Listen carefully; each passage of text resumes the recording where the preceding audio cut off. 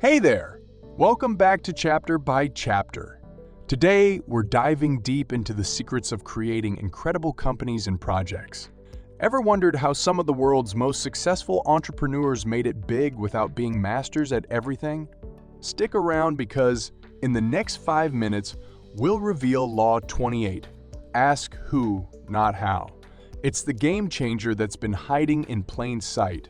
Let's get started. Our story begins in a private screening in the heart of Manhattan.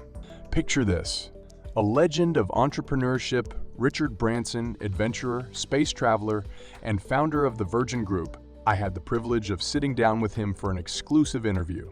Now here's the kicker. Richard Branson is dyslexic, and he openly admitted that he wasn't a math whiz. Yet, he runs a conglomerate of 40 companies generating a whopping $24 billion in annual sales. How does that work? Branson's wisdom can be summed up in one powerful quote: "It doesn't really matter."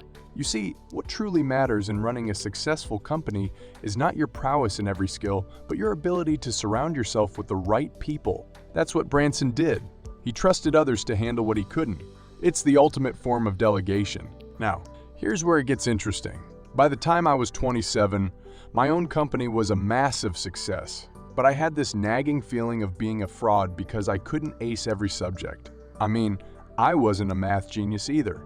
But Branson's words echoed in my mind. It's not about being a jack of all trades. It's about finding your strengths and trusting others for the rest. It's the anti-all-rounder approach. Jimmy Carr, the stand-up comedian, shared this nugget of wisdom. Find out what you've got a natural ability for, what's the thing that you do best, and just lean into that.